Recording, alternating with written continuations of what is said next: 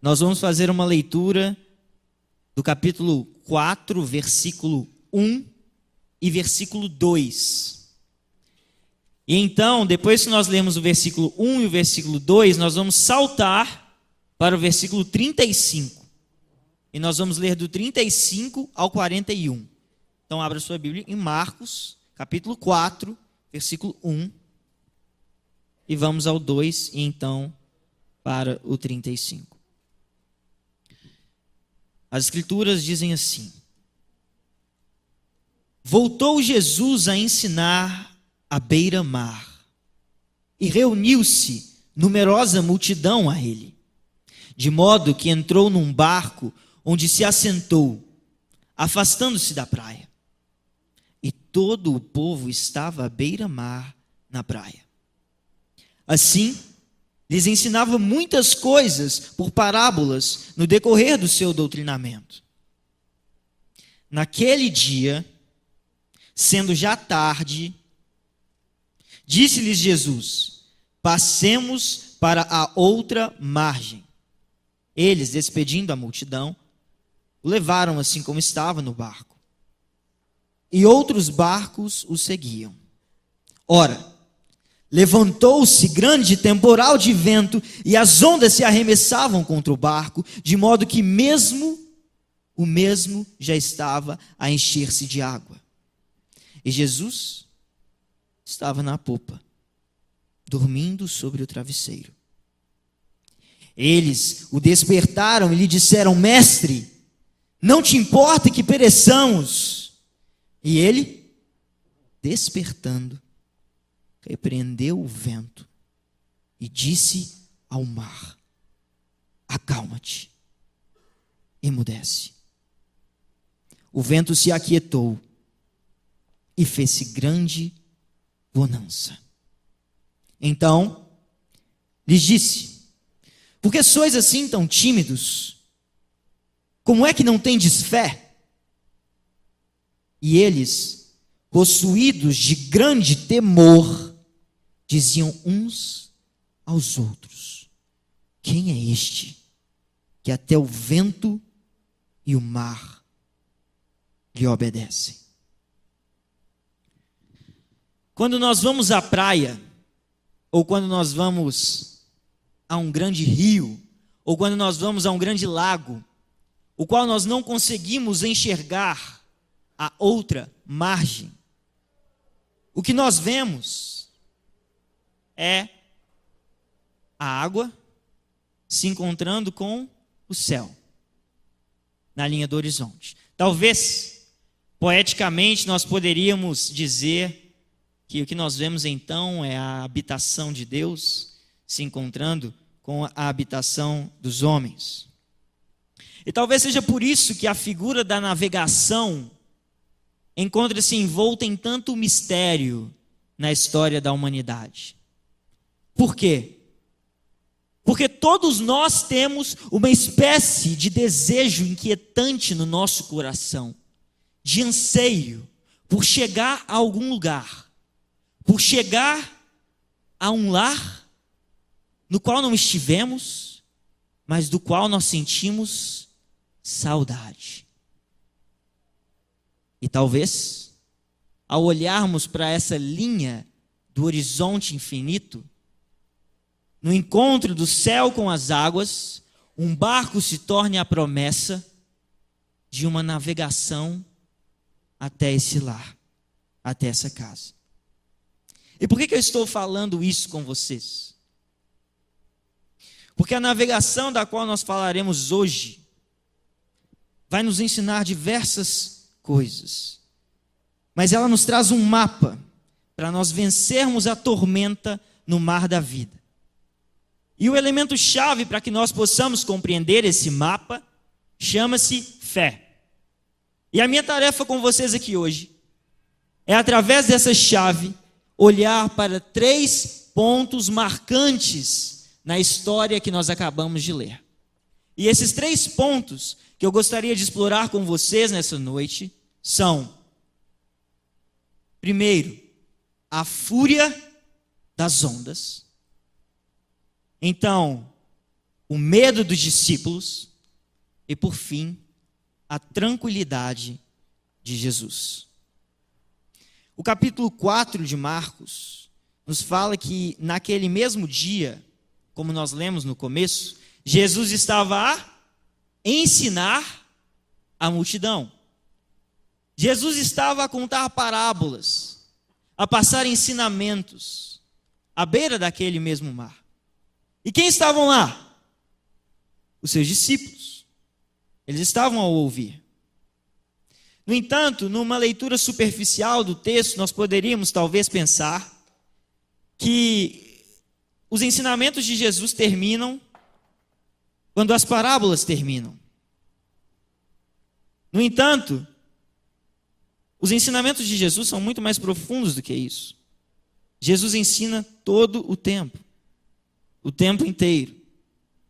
E, meus irmãos, aqueles discípulos não sabiam o que estava prestes a acontecer. Porque naquele barco que eles estavam entrando, eles se deparariam com a morte. E a morte os cobraria que o ensinamento recebido durante toda a caminhada com Jesus se transformasse ali, naquele barco, em prática. É isso que essa navegação traz à tona. Ela cobra que a teoria se manifeste em prática vivida. Ao fim, então, de um dia de ensino, Jesus diz aos seus discípulos que eles devem ir para o outro lado do mar da Galileia. Jesus já sabia o que estava para acontecer. Jesus sabia para onde ele estava indo.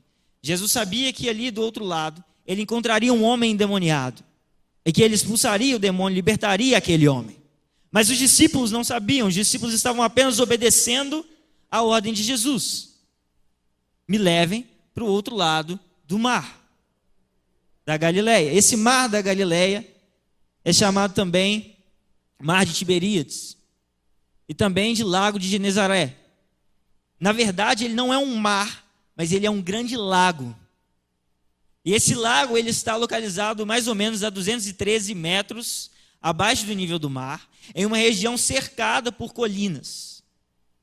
E essas condições geográficas e climáticas daquele lugar fazem com que ele assuma determinadas características, como, por exemplo, estar sujeito a tempestades repentinas e fortes. O termo grego que designa tempestade aqui é lailapse. E ele é usado, para você ter ideia, para designar, por exemplo, furacões. Isso nos dá um pouco da dimensão da tempestade que nós estamos aqui falando. As águas, naquele dia, ficaram agitadas. E ainda que você seja um marinheiro experiente, como alguns dos discípulos eram pescadores, você deve saber que a fúria das águas, quando contemplada, é a morte contemplada. Se você já passou algum tempo em frente a um grande corpo de água, seja ele um rio caudaloso, um mar ou um grande lago, você já deve ter sido invadido por uma dimensão de potência naquilo que você observa, de grandeza naquilo que você observa. A verdade é que a água é algo indomável.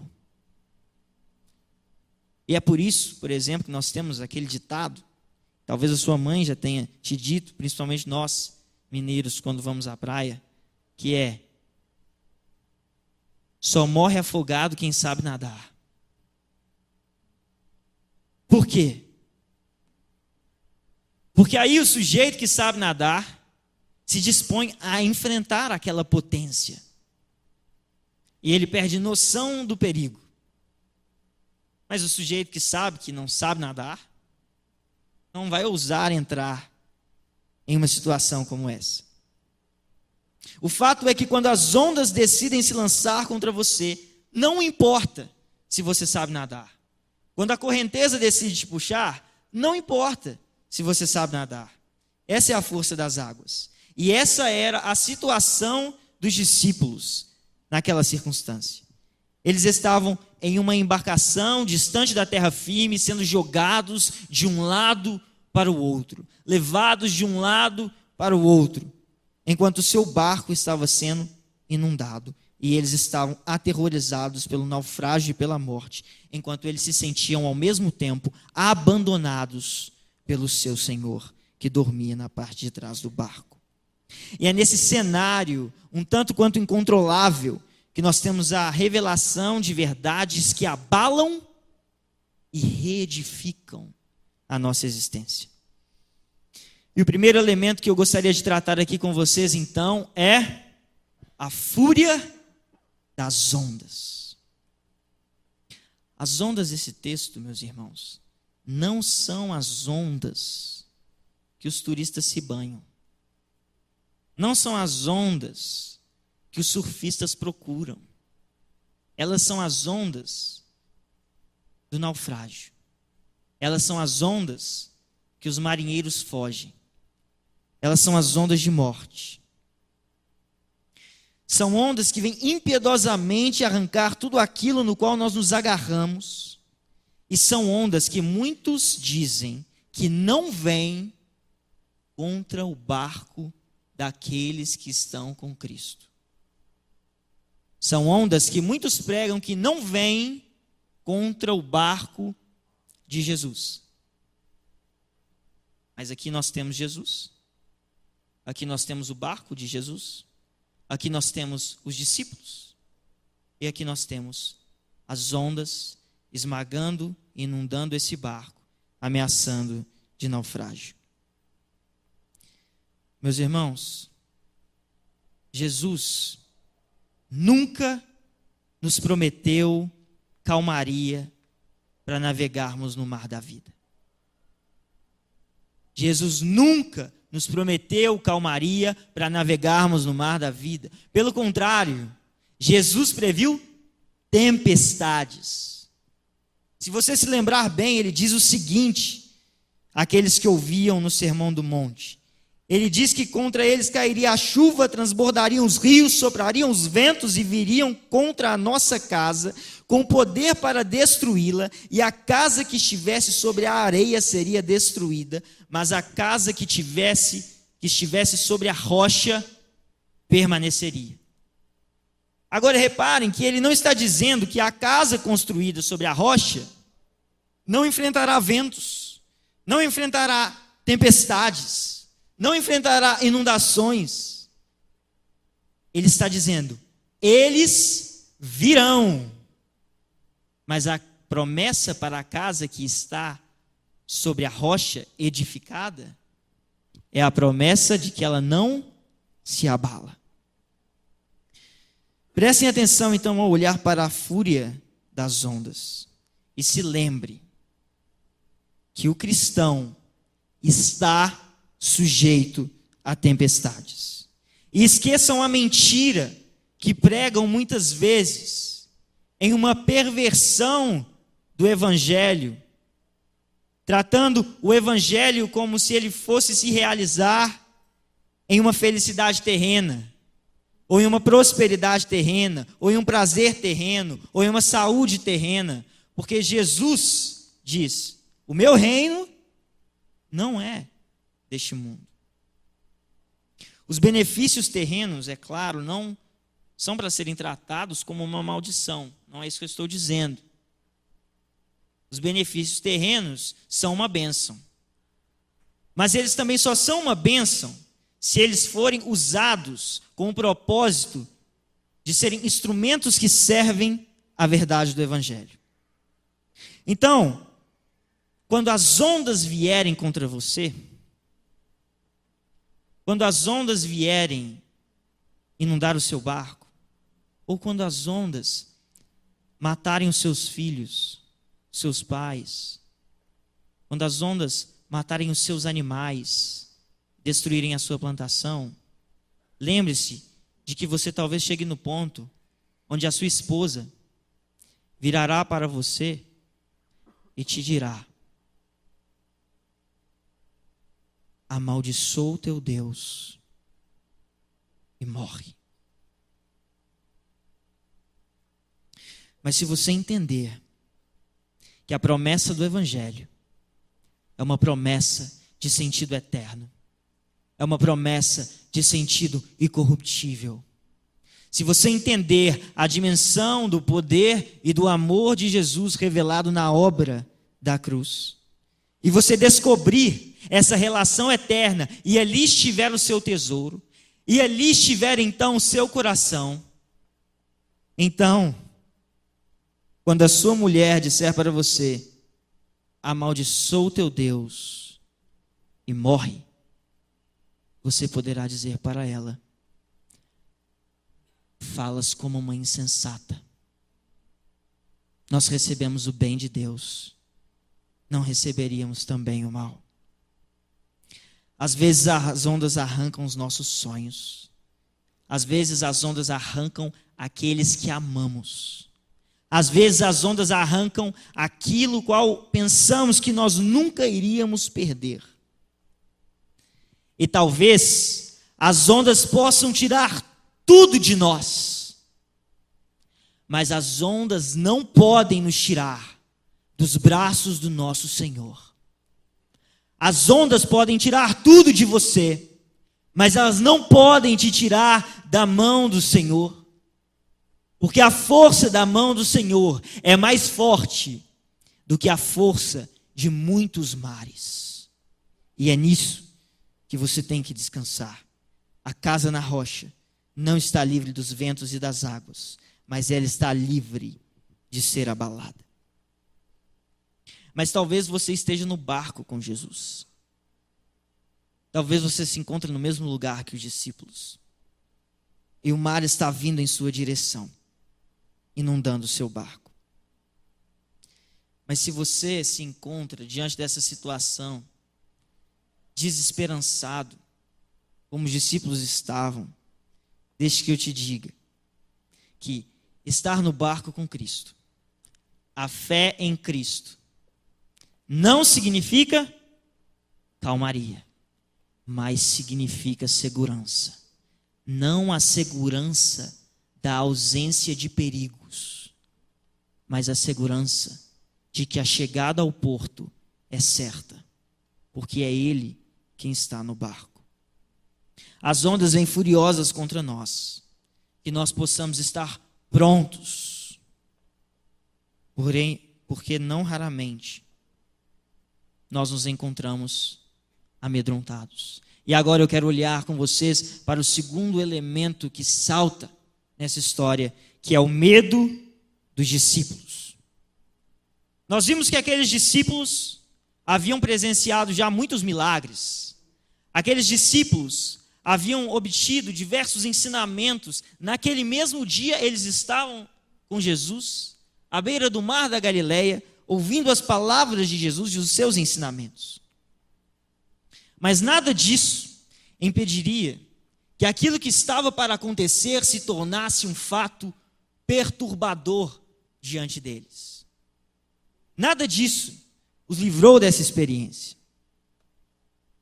Possivelmente eles questionavam se Jesus os havia mandado entrar no barco para morrer, ou se ele havia os mandado entrar no barco para os abandonar. Porque quando eles olhavam para um lado, eles viam a água entrando no barco. Quando eles olhavam para o outro lado, eles viam Jesus a dormir tranquilamente, sem o socorrer. E o desespero então toma conta deles. Você sabe por que o desespero toma conta deles? O desespero toma conta deles naquele momento, porque eles percebem uma coisa. Eles percebem que eles haviam perdido o controle do barco. O barco não estava mais sob o seu controle. E quando eles percebem isso e se desesperam, eu quero dizer para você que é nisso que reside o seu pecado. Porque o controle, em primeiro lugar, nunca deveria estar com eles. Se depois você olhar Gênesis, capítulo 3, versículo 3 a 6, você verá que esse texto descreve a queda no jardim do Éden. E o que acontece ali naquele texto?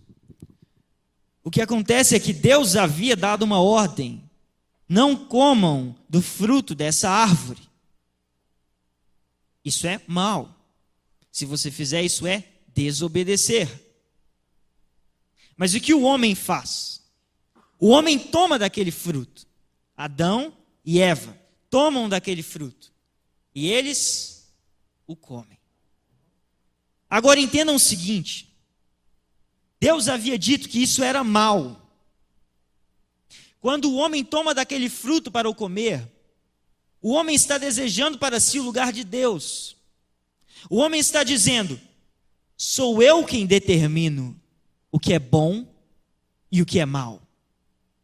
Sou eu que sei o que é bom e o que é mal.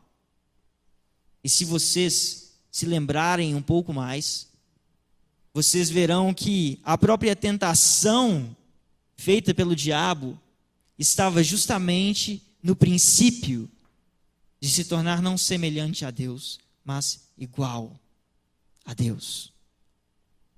Então, quando o homem vai em direção àquele fruto, o que ele está tentando fazer?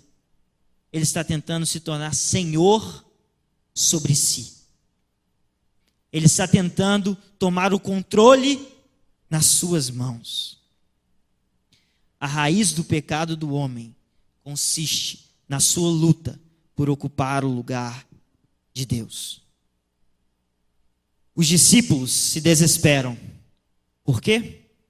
Porque as ondas revelam que eles não têm o controle do barco.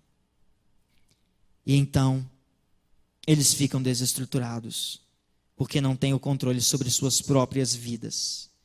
E essa é a sua experiência de impotência e de fragilidade do seu governo.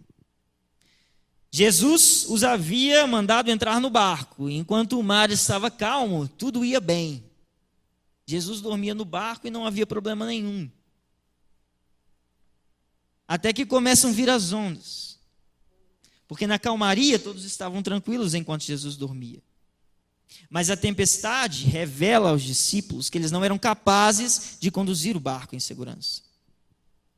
Agora, se eles estivessem completamente seguros de que quem estava no controle daquele barco é quem havia os mandado entrar no barco, e quem estava com eles no barco, Jesus, se eles estivessem completamente seguros disso, talvez ao invés de estarem desesperados, eles estariam a dormir com Jesus. Mas então eles percebem que perderam o controle e que eles não eram capazes de controlar aquele barco. Mas se os discípulos soubessem que eles nunca estiveram no controle, eu te pergunto, por que eles se desesperariam por perdê-lo? E o princípio que eu tenho para vocês aqui é que às vezes nós achamos que nós estamos no controle do barco. E nós queremos assumir o controle do barco da nossa vida. E então ondas fortes vêm contra nós. E essas ondas nos revelam que nós não somos capazes de levar o nosso barco ao porto em segurança. Então lá estão os discípulos, nesse lago revolto, nessas águas revoltas, ameaçados pela morte, ameaçados pelas águas que entravam no barco, ameaçados do naufrágio. E quando eles olham para Cristo dormindo no barco, nós temos algo que explode dentro deles. No que John MacArthur diz que o que acontece agora é o seguinte: quando os marinheiros recorrem ao carpinteiro para resolver o problema de uma tempestade, eles não estão mais procurando por uma ajuda humana. Eles estão procurando por uma ajuda divina. Quando os marinheiros recorrem ao carpinteiro para resolver o problema de uma tempestade, eles não estão mais procurando por intervenção humana, mas por uma intervenção divina. E é nessa hora que surge um grito na alma deles. E esse grito que surge, nasce no seu coração, é verbalizado nas suas palavras. E qual é esse grito? O que eles dizem para Jesus? Mestre, não te importa que morramos? Não te importa que pereçamos? E eu te pergunto, quantas vezes nós não damos esse mesmo grito? Quantas vezes nós não nos voltamos para o céu e dizemos como aqueles marinheiros: as ondas são fortes demais, os ventos são fortes demais, nós não conseguimos mais controlar o barco. Mestre, não te importa que morramos? E os ecos dessa pergunta se reverberam na nossa vida. Eu não consigo colocar mais comida na mesa da minha casa. Não te importa que morramos? Eu não consigo pagar a dívida que tenho. Não te importa que morramos? Eu não consigo superar o luto que vivo. Não te importa que morramos? Eu não consigo suportar a ferida que fizeram em mim. Não te importa que morramos? Eu não consigo me livrar dessa amarga tristeza que vem me visitar logo pela manhã. Não te importa que morramos? Eu não consigo perdoar o pecado que cometi contra aqueles que amo. Não te importa que morramos? Eu não consigo ouvir mais a tua voz. Não te importa que morramos? Eu não tenho mais desejo de viver. Não te importa que morramos?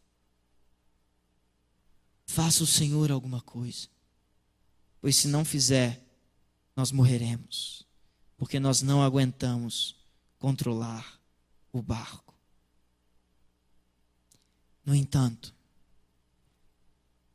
quando os discípulos rendem o controle do barco a Jesus, pensando que ele se ergueria para salvar o barco de um naufrágio, pensando que ele se ergueria como um marinheiro, ele se ergue como Senhor, Criador dos céus e da terra, e ele não domina sobre o barco, mas ele domina sobre os ventos e sobre as águas.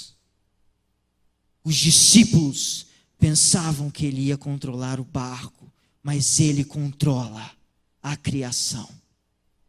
Porque não é só o barco que está sob o seu domínio, mas tudo o que existe está sob o seu domínio.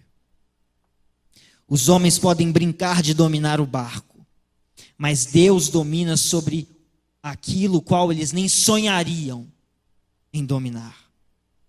Quando eles percebem que não podem dominar o barco, eles encontram aquele que domina a tempestade. O Senhor é Deus sobre barcos, ventos e águas. O Senhor é Deus sobre o trabalho, a força e a provisão. O Senhor é Deus sobre o passado, o presente e o futuro. O Senhor é Deus sobre o homem, a morte e a eternidade. Enquanto Jesus dormia, os discípulos guiavam o barco. Mas Jesus os faz perceber que o barco nunca esteve fora do seu controle. Se Jesus está no seu barco, não importa quantas tempestades tenham existido em seu caminho, e o quanto você acha que Jesus está dormindo e você está guiando. A verdade é que Jesus nunca perdeu o controle do barco. Mas às vezes você terá de enfrentar a morte e perder o controle, para que você possa chegar ao ponto de dizer: quem é este que até o vento e o mar lhe obedecem? E aqui eu me volto para o terceiro ponto que salta esse texto, que marca esse texto. O primeiro então foi a fúria das ondas. O segundo, o medo dos discípulos. E o terceiro, a tranquilidade de Jesus. Jesus, como nós vimos no início do capítulo, havia passado o dia todo ensinando. Havia passado o dia trazendo ensinamentos através de parábolas. E provavelmente ele estava já cansado quando chega ao barco e se coloca a dormir. Mas você sabe o que é curioso nesse texto? O que é curioso é que Jesus não acorda naturalmente. O mundo está desabando à sua volta. O seu barco está envolto por uma tempestade. A água está entrando no barco, mas Jesus não acorda. Jesus só acorda quando aqueles homens começam a clamar por ele. E se os discípulos olharam no fim da história para Jesus e perguntaram: quem é este, que até o vento e o mar se submetem à sua autoridade? Eu olho para Jesus agora e eu pergunto: quem é este, que consegue dormir em meio à tempestade? Que consegue sonhar em meio à ameaça de morte? Quem é este? Na nossa sociedade, se você olhar bem, o sono é tratado como algo quase sagrado, quase adorado. As pessoas chegam ao ponto de se orgulhar de dormir muito. As pessoas falam que dormem, que acordam meio-dia, que acordam 2 horas, como se isso fosse motivo de orgulho. Mas talvez um dos fatores que contribua para essa percepção coletiva seja justamente a facilidade que nós temos de perder o sono. Muitas vezes basta uma prova no dia seguinte. Há pouco tempo nós tivemos o Enem, muitos devem ter perdido o sono no dia anterior. Muitas vezes basta uma festa muito esperada, ou um encontro muito esperado, ou um evento muito importante, ou até mesmo um jogo muito importante. E lá estamos nós, deitados na nossa cama em claro no dia anterior, enquanto 1000 pensamentos passam pela nossa cabeça, e nós ficamos ali sonhando acordados com um botão que nós tivéssemos, que nós pudéssemos apertar no nosso rosto, na nossa cara, na nossa cabeça, para que nós pudéssemos desligá-la, e nós pudéssemos descansar e dormir. E muitos inventam esse botão nos remédios. Então eles tomam os remédios para conseguir dormir. E nós ficamos ali, pressionados pela responsabilidade de dormir, pensando sem parar, inclusive pensando que nós temos que dormir logo. E provavelmente todos nós já experimentamos isso alguma noite das nossas vidas, até os mais sonolentos. E eu mesmo, quando eu estava no colégio, hoje não acontece mais isso comigo, mas quando eu estava na época de colégio, eu tinha o hábito de dormir cedo, porque acordava muito cedo. E nós temos aqueles jogos que acontecem 9h45, na quarta-feira, e eu não perdia nenhum deles. Mas então, isso contra a vontade da minha mãe, porque ela não via relevância nisso e achava que era muito mais importante que eu dormisse. Então eu me colocava a ver aqueles jogos, e o jogo acaba meia-noite, você está agitado, a adrenalina está no sangue, principalmente dependendo de como foi o jogo. E aí eu ia para a cama e ficava lá acordado, pensando em 1 milhão de coisas, sem conseguir dormir. E o pensamento que mais me angustiava é: eu tenho que dormir, eu vou acordar cedo da manhã, eu tenho que dormir. E você sabe o que eu descobri? Eu descobri que 1h da manhã eu estava pensando: eu tenho que dormir. 2h da manhã eu estava pensando: eu tenho que dormir. 3h da manhã eu estava pensando: eu tenho que dormir. 3h30 eu desistia. E falava assim: eu desisto de dormir, eu não vou mais dormir. E de repente eu acordava. Eu descobri que na realidade você só dorme quando você desiste de dormir. Mas por que eu estou dizendo isso para vocês? O que isso tem a ver com o texto? Nós vamos chegar lá. Quando nós estamos assim, você sabe o que nós dizemos? Nós dizemos que nós estamos ansiosos. É isso que acontece conosco. E os distúrbios da ansiedade são uma das patologias mais comuns na população. Agora, se nós não considerarmos o nível patológico, que é o nível que faz com que uma pessoa sofra ao ponto de buscar uma ajuda profissional para resolver o seu problema, se nós não considerarmos esse nível, e talvez eu perguntar aqui nesse auditório que nós temos, um defeito para vocês, talvez a maioria das pessoas, além de perfeccionismo, me responda: ansiedade. Eu sou ansioso. Eu sou ansiosa. Talvez se eu for um pouco mais diretivo na pergunta e perguntar aqui, quem é ansioso? Talvez 80% de vocês levantem as mãos.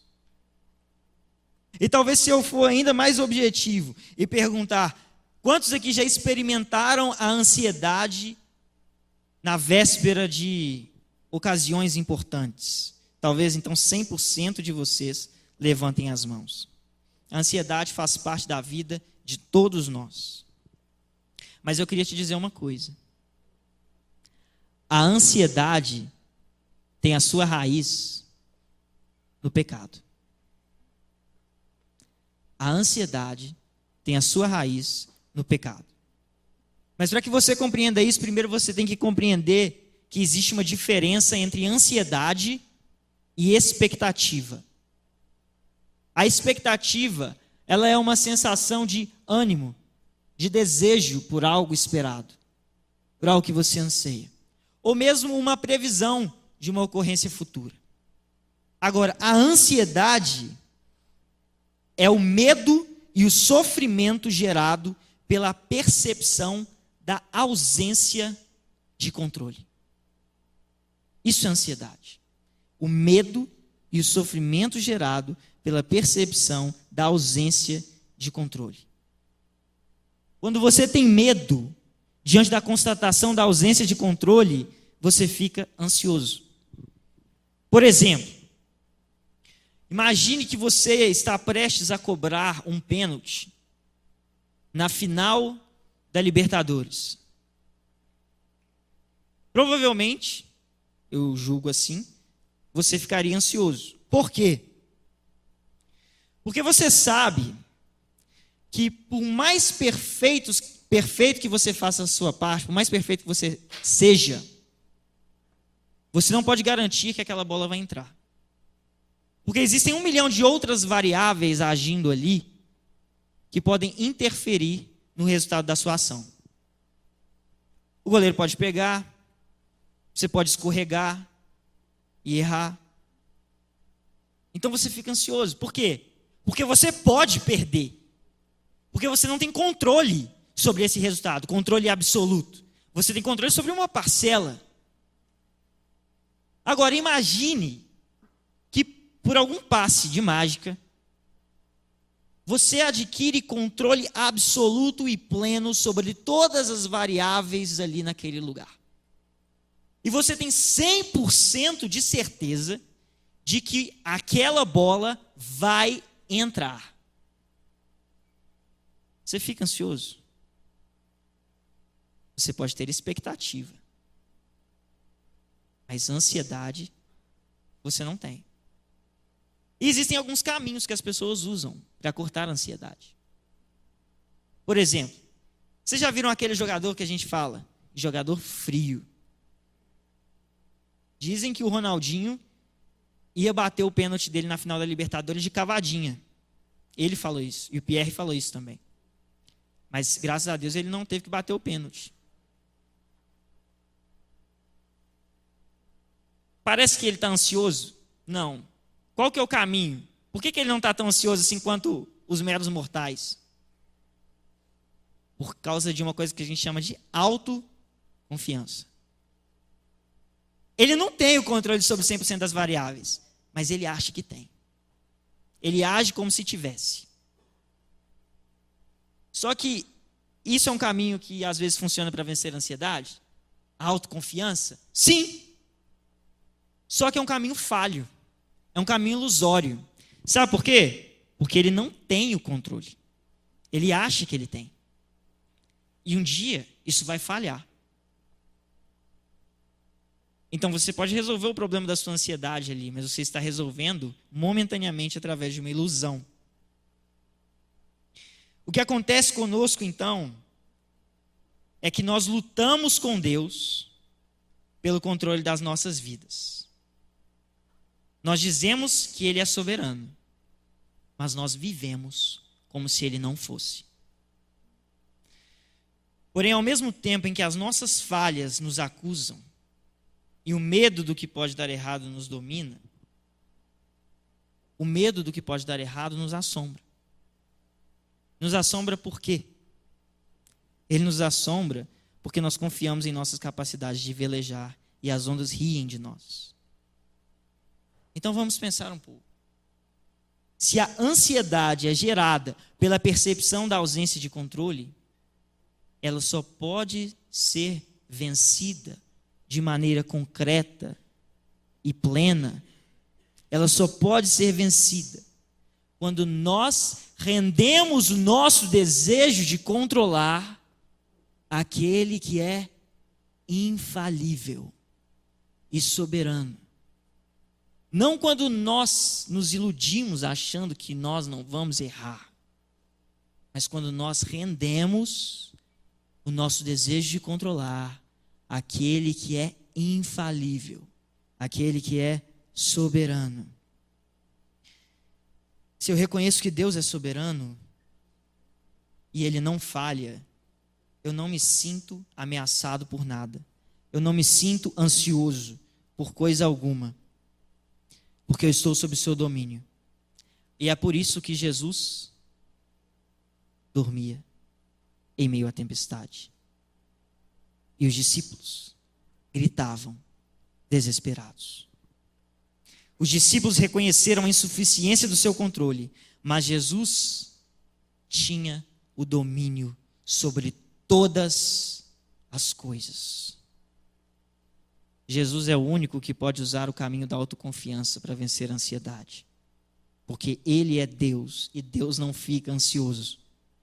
E é por isso que a Bíblia nos diz em 1 Pedro 5,7: lancem sobre Ele toda a vossa ansiedade, porque Ele tem cuidado de vós. A Bíblia não diz lancem sobre Ele toda a vossa ansiedade, porque vocês são bons demais. Ela não diz lancem sobre Ele toda a vossa ansiedade, porque vai acontecer tudo como você quer. Ela diz, lancem sobre Ele toda a vossa ansiedade, porque o Deus soberano, que tem domínio sobre todas as coisas, e que através da sua palavra disse que todas as coisas cooperam para o bem daqueles que o amam, tem cuidado de vós. Esse é o único caminho para vencermos a nossa ansiedade. Salmo 4, versículo 8, também nos diz: em paz me deito, e logo pego no sono. Por quê? Porque só Tu, Senhor, me faz repousar seguro. É só nele que nós podemos descansar. Nós lutamos contra Deus, tentando tirar o controle das suas mãos e governar sobre as nossas vidas. Mas a ideia de governarmos sobre as nossas vidas, na prática, no barco, diante das ondas, é assombrosa. A única maneira de nós deixarmos de ser escravos da ansiedade e do medo é nós reconhecermos o senhorio de Cristo sobre as nossas vidas. E essa rendição, ela não é feita em uma espécie de barganha por uma vida melhor, como quem deseja ser beneficiado em uma troca. Essa rendição é feita na certeza e reconhecimento de que Ele é o único digno de receber toda a honra e toda a glória, com reconhecimento de que a Ele pertence todo o domínio. Então nós entraremos nas tempestades, virão as feridas e as perdas, e nós perguntaremos o quê? Nós perguntaremos: por que, Deus? Mas então, nós descobriremos a resposta. Porque eu te conhecia só de ouvir falar, mas agora os meus olhos te veem. Diante dessas circunstâncias, eu me lembro de uma frase, que vocês vão me perdoar, porque eu não lembro quem disse essa frase. Eu lembro apenas de quem me disse essa frase. Quem me disse essa frase foi um professor meu. Mas essa frase pertence a outra pessoa. Que é assim, mais ou menos assim: se você me desse todo o poder de Deus por um dia, você veria quantas coisas mudariam. E quantas coisas diferentes eu faria. Mas se você me desse também toda a sabedoria, tudo permaneceria igual. Esse é o Deus soberano. Esse é o Deus que sabe o que está fazendo, ainda quando as ondas afligem nosso barco. E para concluir esse momento aqui hoje, nós falamos da fúria das ondas, do medo dos discípulos e da tranquilidade de Jesus. Mas agora, eu queria despertar a sua atenção para algo muito mais profundo. Para um elemento muito mais profundo que as imagens desse texto comunicam à nossa vida. Esse é um texto famoso, uma história conhecida, talvez você já o tenha lido muitas vezes. Talvez você já tenha ouvido outros sermões em cima dele. Eu tenho falado dele pelos últimos 40 minutos, talvez. E talvez você ainda não tenha percebido esses elementos que eu vou apontar aqui. Por quê? Porque há uma beleza comunicada nesses eventos que nós lemos. Uma beleza profunda e significativa que está impressa aqui nessa história. E essa beleza é o seguinte: nós, assim como esses discípulos que estavam naquele barco, estamos lutando contra as ondas que vêm nos devorar. Nesse exato momento, talvez tenham ondas vindo contra você. Ondas que estão vindo para estilhaçar o seu barco. Mas não são ondas do acaso. Não são ondas que irão te atingir porque você está no lugar errado e na hora errada. Essas ondas das quais eu estou falando agora têm o seu nome e o seu endereço. Por quê? Porque a Bíblia nos fala de um outro mar em fúria. A Bíblia nos fala de um outro barco ameaçado pelas ondas. Ela diz: mas o Senhor lançou sobre o mar um forte vento e fez-se no mar uma grande tempestade, e o navio estava a ponto de se despedaçar. Você sabe de quem era esse navio? Você sabe quem estava nesse barco? Quem estava nesse barco é Jonas. E esse texto que li é Jonas 1:4. Jonas, os discípulos, eu e você. Estamos todos no mar da ira de Deus. E se vocês se lembram da história de Jonas, aquelas ondas foram levantadas contra ele, porque Deus lhe havia dado uma ordem, e ele estava em desobediência àquela ordem. E porque ele estava em desobediência àquela ordem, Deus envia ondas contra o seu barco. A nossa desobediência trouxe sobre nós a tempestade contra as nossas ofensas, imoralidades, idolatrias, blasfêmias e pecados. E essas ondas vêm em justiça contra nós. Essas ondas vêm para devorar o nosso barco, e o nosso barco não pode suportá-las. Não importa quão bom navegante você seja. Não importa o quão forte o seu barco seja. Você não pode vencer as ondas da ira de Deus. Mas há um tripulante, um único comandante, que se ele estiver no barco, ele conseguirá se interpor entre nós e as ondas, para aplacá-las.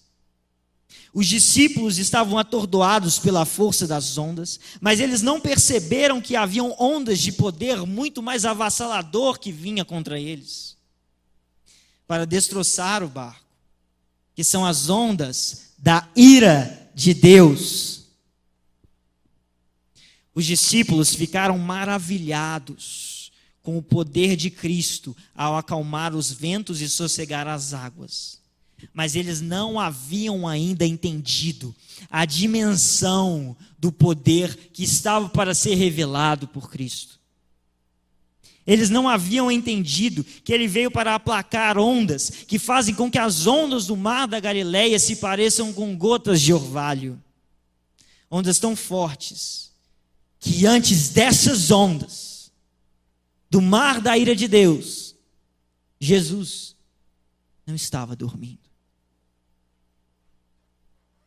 Antes das ondas, dele aplacar as ondas do mar da ira de Deus, Jesus perdeu o sono. Jesus não pôde dormir,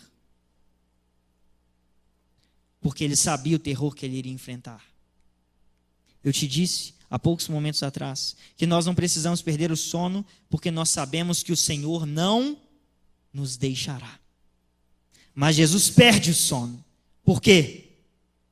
Porque ele sabia que o Pai viraria dele a sua face e o esmagaria na sua ira.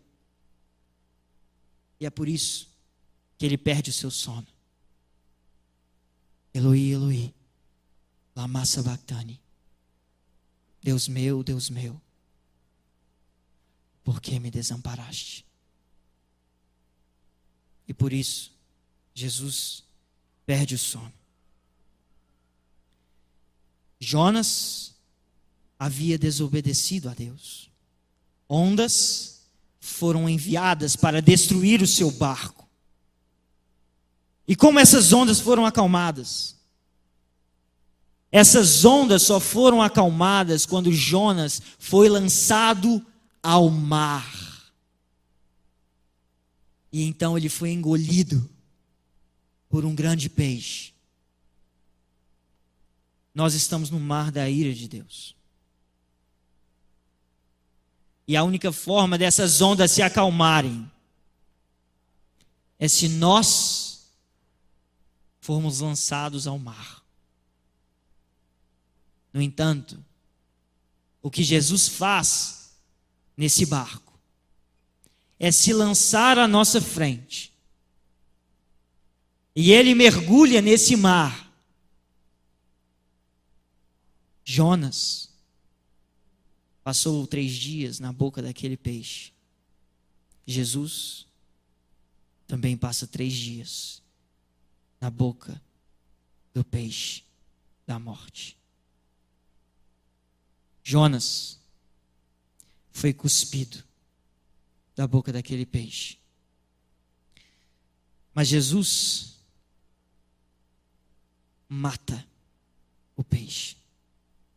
Jesus sai do peixe, porque ele o vence, ele o domina. Ele vence a morte. As ondas do mar da Galileia foram aplacadas pelas palavras de Jesus. Mas as ondas do mar da ira de Deus foram aplacadas pelo seu sangue.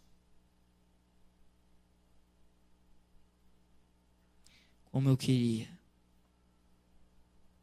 que você pudesse entender isso.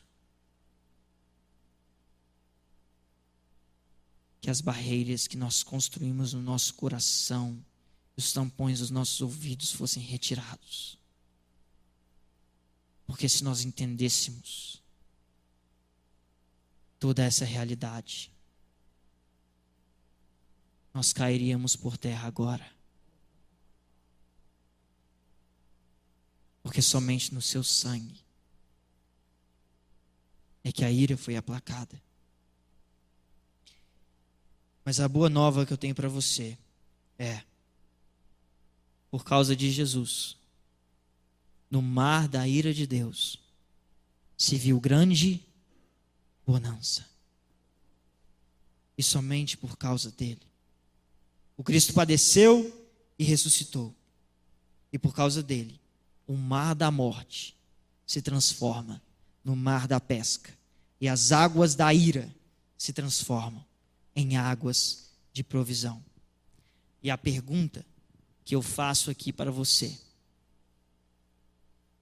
é: quem está no seu barco? Quem está no seu barco? Vamos encerrar orando. E eu quero deixar duas reflexões para vocês aqui. A primeira é: se Jesus não está no seu barco, meu amigo, se Jesus não está no seu barco, atente-se para a realidade que tem ondas vindo contra ele, e de que você não pode suportá-las, e de que o seu barco não pode suportá-las. E renda o controle do seu barco a ele, porque ele é o único que pode te livrar das ondas. E só ele pode te dar a direção diante desse mar da vida. Então, se Jesus não está no seu barco, é hora de você clamar para que ele venha, entre no seu barco, guie o seu barco, o livre das ondas e das tempestades da ira de Deus, e te faça passar pelo meio desses caminhos do mar da vida.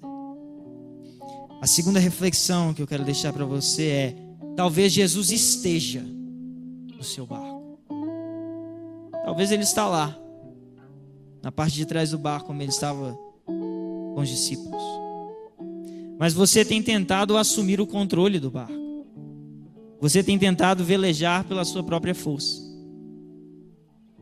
E olha, eu vou te dizer que se Jesus está no seu barco, você tem duas opções. Se você está tentando controlar o barco, você tem duas opções. Você pode render o controle hoje para ele de novo e descansar nele. Então, quando as ondas vierem, as tempestades chegarem, você vai poder dormir com ele atrás do barco. Ou você pode esperar da mesma forma as tempestades e as ondas chegarem e tentar vencê-las na força do seu braço. Mas eu já te adianto o resultado. Você vai perder o pênalti. Eu já te adianto o resultado. Você vai ser consumido até o dia que você vai gritar: Mestre, não te importa que morramos, faça o Senhor alguma coisa, porque se não fizer, nós morreremos. Vamos orar. Senhor, nós queremos abrir o nosso coração agora diante da Tua presença. Às vezes é tão difícil navegar no mar da vida. Às vezes ondas tão fortes vêm contra o nosso barco. Às vezes os ventos são impiedosos conosco. Mas nós queremos pedir ao Senhor nessa noite que nós possamos atingir a realidade da compreensão que os discípulos atingiram quando viram o Senhor dando ordens aos ventos e às águas. E que nós possamos descansar com o Senhor. Para que quando os ventos, as águas, as ondas vierem, a nossa casa permaneça sobre a rocha inabalável. Mas Deus, sobretudo, nós queremos te agradecer. Porque o Senhor saltou no mar da morte por nós. Porque o Senhor aplacou as ondas da ira de Deus que vinham contra nós, porque nós estávamos em desobediência, assim como Jonas estava em desobediência. Que amor é esse, Pai? Que leva alguém a se lançar em um mar revolto, para que o nosso barco não fosse destruído e nós não fôssemos consumidos, porque nós éramos os culpados dessas ondas. Mas o Senhor tomou sobre si a nossa culpa, levou sobre si as nossas transgressões e as nossas dores. Oh Pai, perdoa o nosso duro coração. Perdoa o nosso duro coração, que às vezes é capaz até de ouvir realidades tão profundas da Tua palavra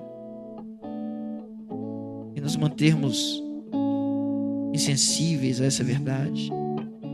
Perdoa o meu coração, Pai, porque era para eu estar de joelhos nesse chão, diante dessas verdades, e não de pé. Mas eu peço ao Senhor que o Senhor venha ministrar mais e mais através dessas verdades que foram expostas das Escrituras. Porque naquele dia no mar da Galileia, os teus ensinamentos não terminaram no fim das parábolas. E aqui eu encerro, mas os teus ensinamentos não terminam com o nosso culto. E eu peço ao Senhor que nós possamos sair daqui sendo ministrados pelo Senhor, até que nós possamos atingir a compreensão da verdade que foi exposta nas tuas Escrituras e glorificar o teu nome, em nome de Jesus Cristo.